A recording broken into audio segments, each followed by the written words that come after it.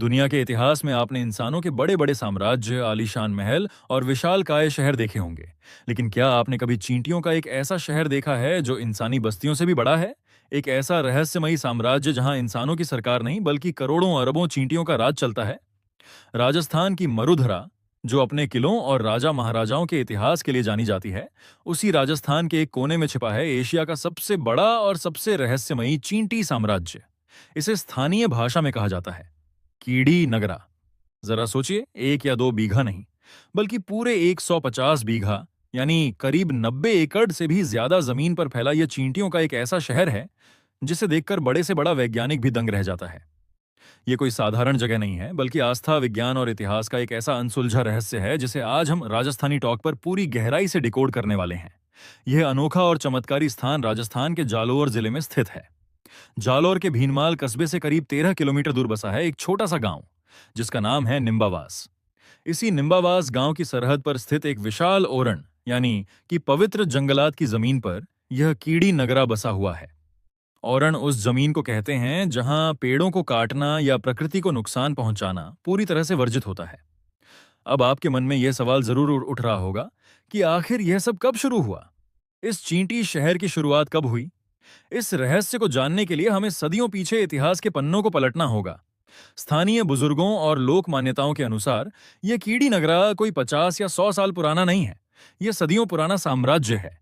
कहते हैं कि जब इस इलाके में इंसानी बस्तियां भी ठीक से नहीं बसी थीं, तब से ये चींटियां इस जमीन पर अपना राज चला रही हैं।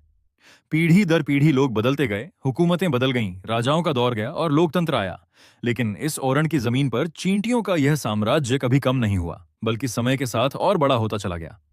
लेकिन सबसे बड़ा रहस्य यह है कि आखिर ऐसा कैसे हुआ? इतनी बड़ी संख्या में चींटियां एक ही जगह पर कैसे इकट्ठा हो गईं? इसके पीछे दो बेहद दिलचस्प पहलू हैं। पहला, हमारी सनातन लोक कथाओं से जुड़ा धार्मिक पहलू, और दूसरा प्रकृति का वैज्ञानिक पहलू। अगर धार्मिक और पौराणिक मान्यताओं की बात करें, तो राजस्थान की लोक संस्कृति में कीड़ी नगरा सींचने यानी चींटियों को दाना डालने की एक बहुत पुरानी परंपरा है। शास्त्रों में माना गया है कि जीवदया सबसे बड़ा धर्म है। लोक कथाओं के अनुसार एक समय ऐसा था जब किसी बड़े ऋषि या संत ने इस पवित्र ओरण भूमि पर घोर तपस्या की थी। उनकी तपस्या और जीव दया की भावना से अभिभूत होकर मरुधरा के इस हिस्से को चींटियों के संरक्षण के लिए एक वरदान मिला। सनातन धर्म में चींटियों को भगवान विष्णु का रूप मानकर उन्हें आटा और शक्कर खिलाने का विधान है। मान्यता यह भी है कि अगर किसी परिवार पर कोई बड़ा संकट हो, अकाल मृत्यु का साया हो या कोई पुराना असाध्य रोग हो, तो कीड़ी नगरा में आकर चींटियों को दाना खिलाने से वह कष्ट हमेशा के लिए कट जाता है। इसी गहरी आस्था के कारण सदियों पहले लोगों ने यहां आकर नियमित रूप से चींटियों को भोजन देना शुरू किया और धीरे धीरे यह जगह चींटियों के लिए स्वर्ग बन गई। वहीं अगर विज्ञान के नजरिए से देखें कि यह कैसे हुआ, तो इसके पीछे यहाँ की भौगोलिक स्थिति और मिट्टी की बनावट है। निम्बावास का यह ओरण क्षेत्र पूरी तरह से शांत, कोलाहल से दूर और इंसानी दखलंदाजी से मुक्त है। यहाँ की मिट्टी बहुत उपजाऊ और भुरभुरी है, जो चींटियों को अपनी लंबी और गहरी सुरंगें बनाने के लिए सबसे अनुकूल माहौल देती है। चूंकि यह ओरण की जमीन है, इसलिए यहां सदियों से कोई ट्रैक्टर नहीं चला, कोई खुदाई नहीं हुई और न ही किसी तरह के कीटनाशकों का इस्तेमाल हुआ। इंसानों से मिलने वाले पूरी तरह सुरक्षित माहौल और प्राकृतिक शांति के कारण चींटियों की प्रजनन दर यहां अभूतपूर्व तरीके से बढ़ी। जब चींटियों को यह समझ आ गया कि इस जगह पर उन्हें कोई खतरा नहीं है, तो उन्होंने इस 150 बीघा जमीन को अपना स्थायी हेडक्वार्टर बना लिया। अब बात करते हैं कि इस साम्राज्य को किसने किया और इसके पीछे किसका हाथ था। क्या किसी राजा या सरकार ने इसे बसाया? जवाब है नहीं। इसे किसी राजा या महाराजा ने नहीं बसाया। इसे जिंदा रखा है यहाँ के आम लोगों ने, विशेषकर निम्बावास और पूरे जालोर के ग्रामीणों ने। आप ये जानकर हैरान रह जाएंगे कि यहाँ रहने वाली करोड़ों चींटियों के पेट भरने की जिम्मेदारी आज भी इस गांव के लोग और यहाँ आने वाले श्रद्धालु उठाते हैं। हर दिन, जी हां, आपने बिल्कुल सही सुना, हर एक दिन इस कीड़ी नगरा में करीब 4 क्विंटल यानी 400 किलोग्राम अनाज, आटा, खोपरा और शक्कर चींटियों के खाने के लिए डाला जाता है। ये किसी एक व्यक्ति के बस की बात नहीं है। इसके लिए निम्बावास के ग्रामीणों ने एक अटूट व्यवस्था बना रखी है। गांव के लोग अपनी कमाई का एक हिस्सा, अपनी फसलों का एक भाग इस कीड़ी नगरा के लिए दान करते हैं। यहां आने वाले हजारों श्रद्धालु अपने साथ बोरियों में भरकर आटा और शक्कर लाते हैं और उसे पूरी जमीन पर बिखेर देते हैं। इंसानों और छोटे जीवों के बीच आपसी तालमेल और प्रेम का ऐसा बेमिसाल उदाहरण पूरी दुनिया में कहीं और देखने को नहीं मिलता।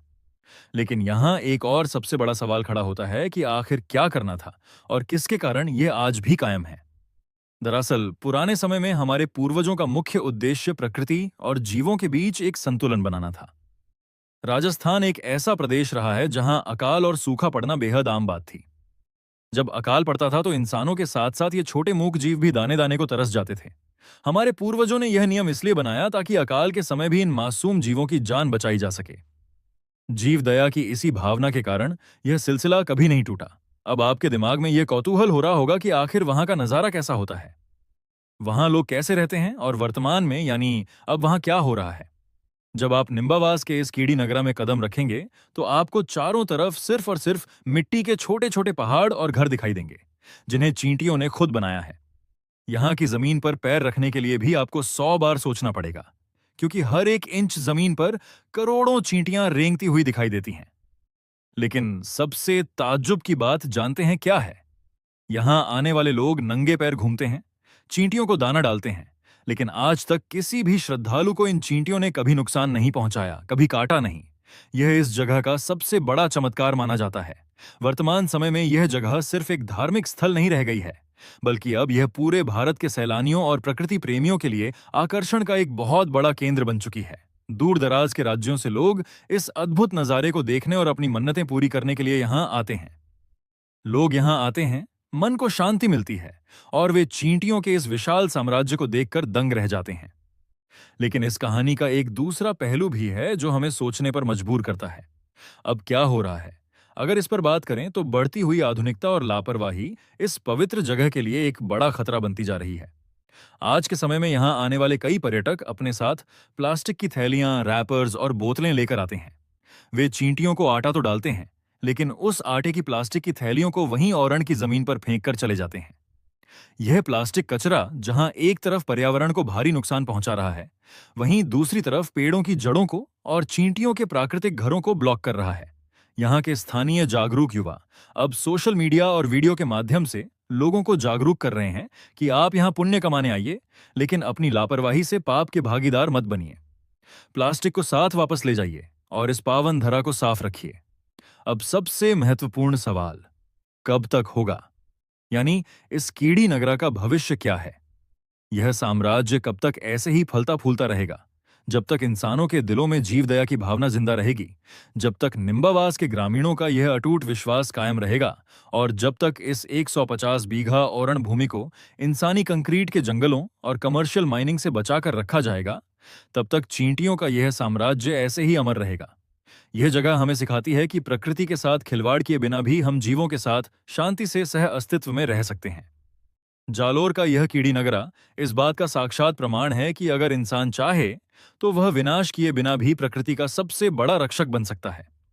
करोड़ों चींटियों का यह छोटा सा संसार हमें एकता, अनुशासन और निरंतर मेहनत करने की सीख देता है।